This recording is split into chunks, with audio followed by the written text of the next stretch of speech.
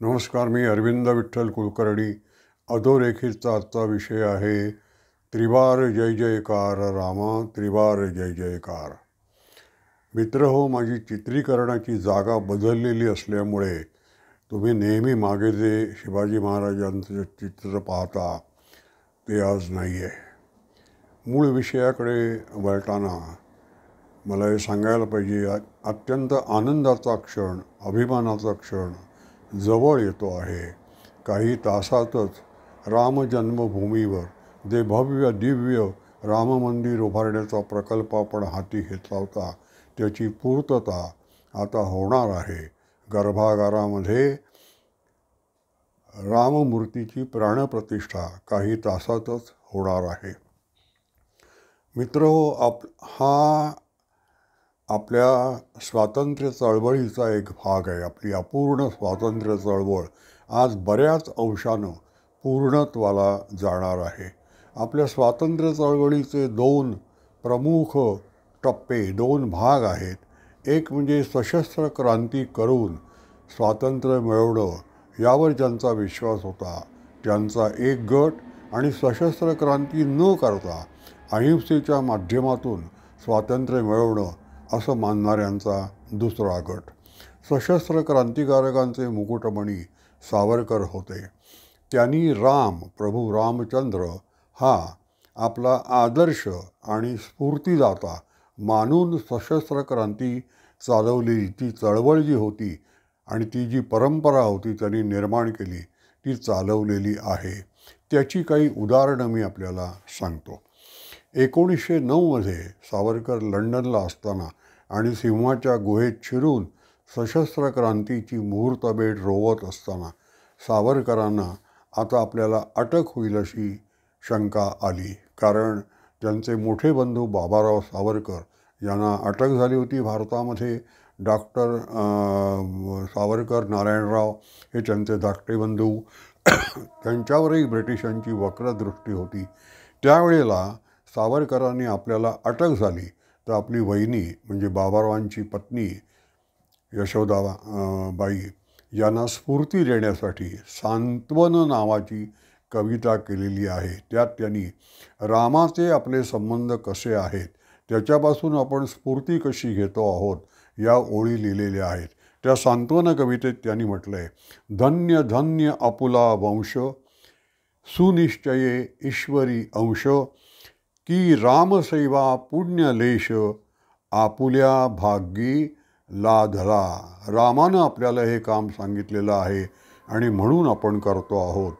अशीच सर्व फुले खोडावी, श्री रामचरणी अर्पण व्हावी, काही सार्थकता घडावी या नश्वर देवाची.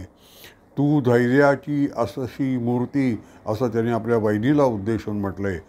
तू धैर्याची असशी मूर्ती, रामसेवा व्रताची पूर्ती. तेव्हा रामानं आपल्याला सांगितलेलं हे काम आपण करत असल्यामुळे अजिबात निराश व्हायचं नाही. विश्वास बाळगायचा, आत्मविश्वास बाळगायचा आणि पुढे जायचं असं ते आपल्या वहिनीला सांगतायत. त्यासाठी त्यांनी पुढचं एक जे वाक्य म्हटलं ते त्यांच्या आयुष्याचं ब्रीद होतं. ते कसं आहे पहा, महत् कार्याचे कंकण धरिले, आता महत्तमत्व पाहिजे बाणले, ऐसे वर्तन पाहिजे केले, की जे पसंत पडेल संतांना. संतांना पसंत पडेल म्हणजे जे जे उदात्त, उत्तम, महन, मधुर असं सावरकरांनी स्वतंत्रतेच्या कवितेत म्हटलेलं आहे स्तोत्रामध्ये, ते संतांना पसंत पडेल असं काम यांना करायचं आहे. अत्याचारी किंवा अन्यायमूलक असं कोणतेही काम सशस्त्र क्रांतीच्या चळवळीत नव्हतं हे त्यांना सांगायचं आहे. त्यानंतर सावरकरांना लंडनमध्ये अटक झाली 1910. त्यावेळेला माझे मृत्यूपत्र अशी त्यांनी कविता केलेली आहे. याच्यामध्ये रामापासून आपण क्रांतिकारकांनी कशी स्फूर्ती घेतली हे स्पष्टपणे त्याचं दिग्दर्शन झालेलं आहे. त्या कवितेत त्यांनी असं म्हटलं आहे, विश्वाच्या अखिल मंगल धारणाला, कोण असे कवण भक्ष उताशनाला, आमंत्रण प्रभू रघुत्तम सोडित आहे, दिव्यार्थ देव आमुचे कुलसज्ज आहे. आमचं कुल सज्ज आहे, तू फक्त आम्हाला सांग आम्ही काय करायला हवं आहे ते, आम्ही सगळं ते करायला तो वसा उचलायला आम्ही तयार आहोत, असं त्यांनी म्हटलं आहे. हे साध्वी गरजुनी असे पहिल्या हमीचा, हा ईश्वरी मिळविला आम्ही मानसाचा. हे ईश्वरी कार्य आहे. स्वातंत्र्य लढा, सशस्त्र क्रांती हे ईश्वरी कार्य असल्यामुळे सावरकरांच्या मनात कुठेही स्वार्थाचा विचार आलेला नाही. पूर्णपणे निरपेक्ष बुद्धीनं त्यांनी सशस्त्र क्रांती आणि स्वातंत्र्य चळवळीचं आंदोलन, स्वातंत्र्य चळवळीचे प्रयत्न केलेले आहेत.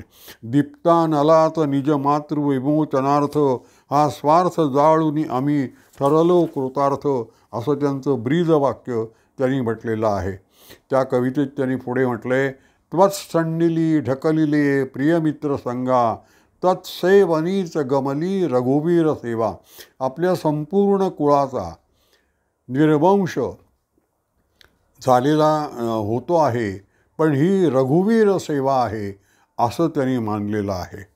त्यानंतर त्यांना शिक्षा झाली आणि भारतात आणलेलं आहे. तेव्हा मुंबईतल्या कारागृहामध्ये त्यांनी पहिला हप्ता नावाची कविता केलेली आहे. हे मातृ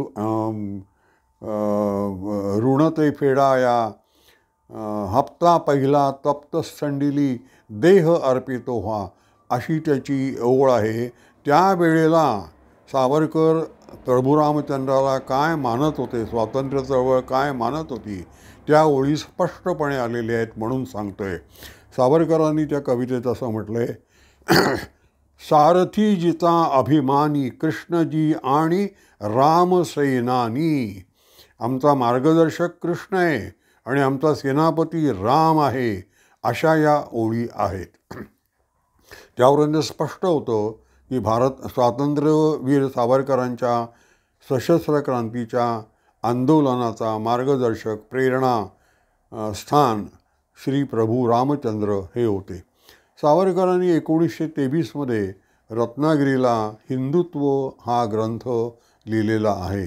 या हिंदुत्व ग्रंथामध्ये रामाविषयी सर्व भारतीयांच्या काय कल्पना आहेत, काय विचार आहेत, त्यांच्या काय स्थान आहे रामाचं त्यांच्या हृदयात, याविषयी स्पष्ट दिग्दर्शन सावरकरांनी केलेलं आहे. तेवढा एक उतारा मी व्यवस्थितपणे सावरकरांच्या शब्दात तुम्हाला ऐकायला मिळावा म्हणून मी तो वाचून दाखवतो आहे.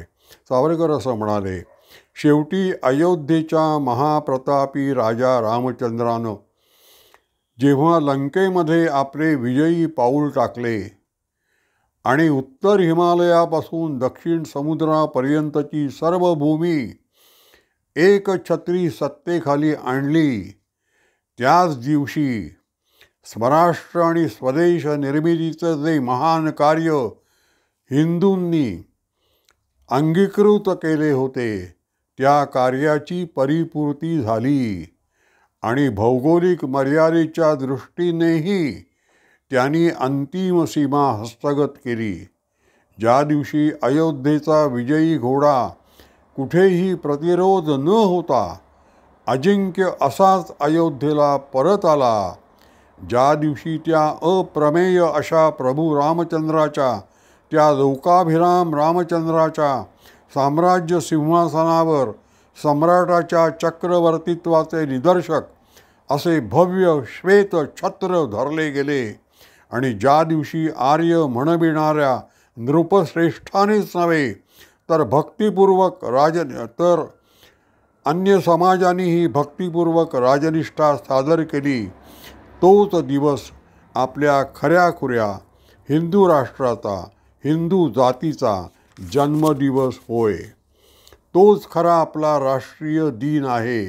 कारण आर्यानी आणि अनार्यानी एकमेकात पूर्णपणे मिसळून एका नवीन अशा संघटित राष्ट्राला त्या दिवशी जन्म दिला. त्या दिवशी पूर्वीच्या सर्व पिढ्यांचे प्रयत्न फळाला येऊन त्यावर राजकीयदृष्ट्या यशाचा कळस चढला. तेव्हा अयोध्येशी संबंधित आपले राष्ट्रीय दिन आहेत हे सावरकरांनी या हिंदुत्व ग्रंथामध्ये सांगितलेलं आहे.